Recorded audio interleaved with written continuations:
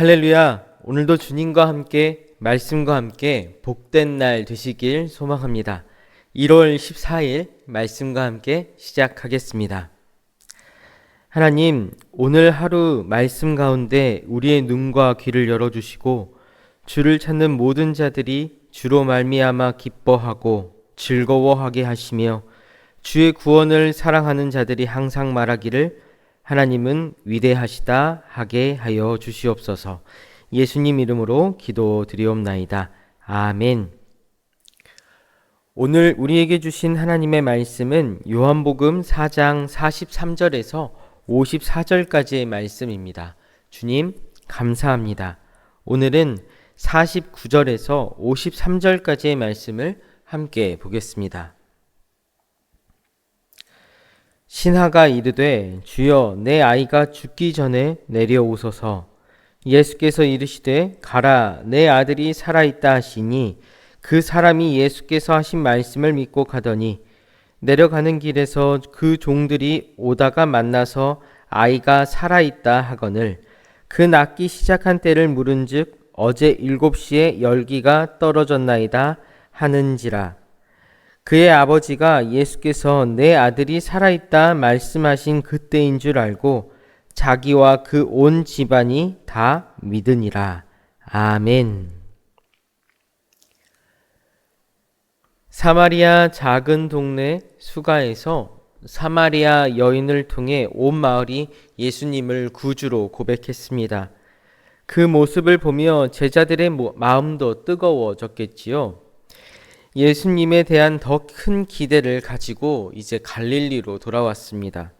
하지만 예수님을 대하는 갈릴리의 온도는 사마리아와 사뭇 달랐습니다. 제자들도 의아했겠지요. 그런 제자들에게 예수님께서 말씀하십니다. 선지자가 고향에서는 높임을 받지 못한다. 이 말씀은 사복음서 모두 언급되고 있는 예수님의 말씀입니다. 개인적으로 이 말씀을 읽을 때면 예수님이 고향에서 참 많이 서운하셨겠구나 라는 생각이 듭니다. 얼마나 서운하셨으면 고향에서 나는 아무것도 아니야 라고 하셨을까? 제자들도 비슷하게 느꼈겠지요. 이 마을에서 사마리아 수가에서 일어난 복음의 역사를 기대할 수 없었을 테니까요. 하지만 몇몇 호의적인 사람들도 있었습니다. 이들은 예수님께서 명절에 예루살렘에서 하신 모든 일을 봤던 사람들이죠. 그럼 이들은 왜 예수님에게 호의를 가졌던 걸까요? 48절에 그 이유가 나와 있습니다. 너희가 표적과 기사를 보지 못하면 도무지 믿지 아니하리라. 예루살렘에서 예수님의 표적과 기사를 경험한 이들을 제외하곤 갈릴리에서 예수님에게 호의적인 사람이 없었다라는 것입니다. 이런 상황 속에서 예수님과 제자들은 갈릴리 가나로 갑니다. 가나는 예수님의 첫 표적, 물이 포도주가 된 사건이 일어난 장소입니다. 예수님이 오셨다는 소식을 들은 왕의 신하는 가버나움에서 가나로 올라와 예수님을 찾아왔고, 그리고 병들어 거의 죽게 된 아들에게로 예수님 같이 가주십시오 라는 말과 함께 그 아들의 병을 고쳐달라 간청합니다. 이 간청을 들은 예수님께서 말씀하시지요. 너희가 표적과 기사를 보지 못하면 도무지 믿지 아니하리라. 너희가 구하는 것이 표적과 기사다. 나는 기적을 베푸는 술사가 아니다. 너희는 나에게서 표적과 기사가 아닌 무엇을 구할 수 있는가? 사마리아에서 예수님이 표적과 기사를 행한 기록은 없었습니다. 예수님은 하나님 나라를 그저 말씀으로 전하셨을 뿐이죠. 그 말씀으로 사마리아 여인이 예수님을 믿었고 수가 사람들이 예수님을 세상의 구주임을 깨달아 고백하게 하셨습니다. 하지만 갈릴리는 예수님의 말씀보다 표적과 기적을 더 구합니다. 왕의 신하의 간청도 그렇게 들릴 수밖에요. 이 말씀으로 예수님은 왕의 신하의 믿음을 고백하게 하시는 것 같습니다. 그렇게 나오는 고백 49절 말씀입니다. 주여 내 아이가 죽기 전에 내려오소서. 주여, 주님, 이 짧은 한마디로 왕의 신하는 예수님께 자신의 믿음을 고백합니다. 당신이 구원자이십니다. 내 삶의 주인이십니다. 당신만이 할 수 있습니다. 당신의 말에 내가 순종하겠습니다.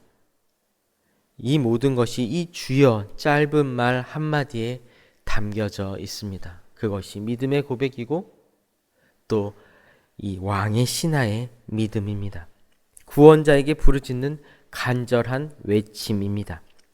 이런 신하의 믿음과 간절함을 보신 예수께서 그에게 이렇게 말씀하십니다. 가라, 내 아들이 살아있다.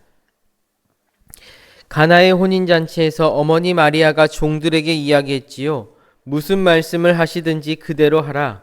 지금 이 순간 왕의 신하는 예수님의 말씀을 따르는 한 사람으로 말씀을 믿고 말씀을 따라 그대로 가버나움으로 내려갔습니다.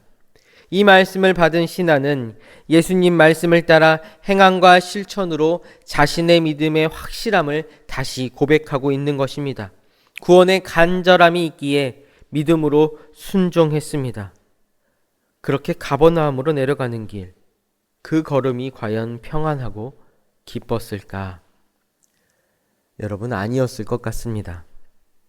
가나에서 가버나움까지 거리가 약 30km라는데 그 거리가 얼마나 길게 느껴졌을까요? 아들의 생사를 확인할 방법도 없고 연락을 취해볼 방법도 없는 그때 길 위에서 자신에게 오는 종들을 만나 아들의 소식을 듣게 됩니다. 아들이 살아 있습니다. 아이가 살아 있습니다. 의심이 생기고 불안이 생길 만한 시점에 예수님께서 하신 말씀을 종들을 통해 다시 듣게 되었습니다. 확신이 생겼겠지요. 예수님이 말씀하신 대로 이루어졌다. 그 마음으로 종들에게 다시 묻습니다. 내 아들이 낫기 시작한 데는 언제인가? 어제 7시에 열기가 떨어졌습니다. 이 종들의 말을 끝으로 요한은 왕의 신하의 이야기를 이렇게 전합니다. 53절 말씀입니다. 그의 아버지가 예수께서 내 아들이 살아있다 말씀하신 그때인 줄을 알고 자기와 그 온 집안이 다 믿으니라. 신하라고 부르던 요한의 말이 한 아이의 아버지로 바뀝니다. 이것이 의미하는 바가 뭘까요? 한 아이의 아버지, 모든 지위와 자리를 예수님 앞에 내려놓고 순종한 한 사람이 되었다라는 것입니다. 왕의 신하가 예수님의 종이 되었다. 예수님의 신하가 되었다. 하나님 나라, 하나님의 백성, 하나님의 자녀가 되었다라는 이야기입니다. 오늘 예수님 앞에 선 저와 여러분의 모습도 이와 같길 소망합니다. 세상에서의 모든 것들을 다 내려놓고 주님 앞에 주님의 구원을 기다리는 한 사람으로 서길 소망합니다. 사랑하는 여러분, 우리는 오늘 말씀의 왕의 신하처럼 주님 앞에 서 있는 사람입니다.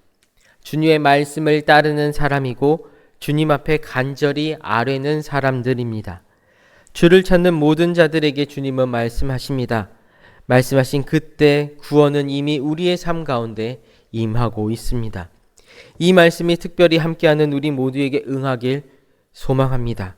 왕의 신하의 믿음이 우리의 믿음이 되고 우리 각자의 삶에 주님께서 주신 말씀에 순종하며 나아가는 우리의 날들이 되길 소망합니다.